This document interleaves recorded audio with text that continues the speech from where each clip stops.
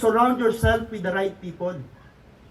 Kapatid, napaka-bless mo naman tao kung nakatagpo ka ng tamang tao. Yan bang katabi mo, tamang tao yan? Pakisabi ng amen. Amen. Napakapalad ng isang taong nakatagpo ng tamang tao sa kanyang buhay. Amen. Hindi ito about sa relasyon, about ito sa companionship. Napaka-bless mo naman kung nakatagpo ka ng tao na kahit malayo na kayo, mahal nyo pa rin ang isa't isa. Nakatagpo ka ng tao na kahit ang layo ng agwat ninyo, na kahit ang layo ng agwat ng inyong financial status, pero walang barrier. Napakapalad mo. I-treasure mo yung ganun tao kasi bakit po? Bihira magkaroon ng ganun tao. I-treasure nyo po ang mga ganitong tao. Pumili tayo, maghanap tayo, palibutan natin ang ating sarili ng mga taong ganito. Sino ho ba yung mga tao ho? Mga taong ipapanalangin ka. Balikan ko lang. Pinapanalangin mo ba yung partner mo nung simula nung simba? Basta nakalimutan ko sino yung partner ko. Grabe. Huwag po ninyong kalimutan. Dahil isa ka sa magiging reason kung bakit ho magpapatuloy yan at makikita mo hanggang isang taon na ito magtatagumpay at nandito sa simbahan kasi isa ka sa nanalangin. Okay?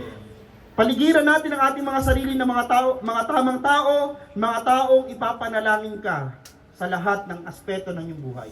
Surround yourself with the right people na ipapanalangin ka. Pangalawa, ilalapit at ipapakilala sa iyo si Lord. Kapatid, tamang tao yun. Pag yung mga tao na yun, nilalapit ka sa Diyos, pinapakilala sa iyo ang Diyos, at idagdag ko lang dito sa part na to, tinatama ka pag nagkakamali ka. Paikutan mo, palibutan mo ang sarili mo ng mga tamang tao na ipapanalangin ka, natin, palalakasin ka. Spiritually, yun lang ang may tutulong natin. So, pinalibutan mo ang sarili mo ng mga tao kung totoo, tama, palalakasin ka the moment na nanghihina ka. Amen po ba? Tamang tao ang hanapin natin. Then last, ito na ho, dito tayo magtatapos. Palibutan mo ang ng tamang tao ang sarili mo na tutulungan kang lumago, tutulungan kang mamunga.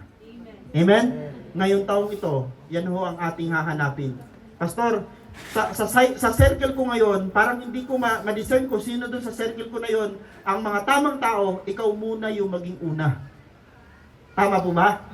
Kung may circle ka na ngayon, may barkada ka, may mga kaibigan ka na ngayon, ikaw yung number one, maging unang tamang tao para sa kanila. Then sila ho, sa susunod na rin doon sa cycle na yon, hanggang makabuo ka ng isang grupong maayos. Kanino magsisimula? Sa'yo. Huwag ka lang pa-influensya sa kanila dahil mag-a-attempt sila ng mga bagay para mailigaw ka, para hindi ka ho mapanatili doon sa grupo. Kung mapanatili ka doon sa grupo, ikaw naman ang kanilang mawin. Bilang Kristiyano, wag ka mag-a-attempt sa labas. Kung mahina ka, hindi ka malago kasi hindi ka na makakabalik. Maniwala ka, ikaw ang mawin ng mundo, hindi ang mundo ang mawin mo. Amen po. Pakatatag tayo, palakas tayo.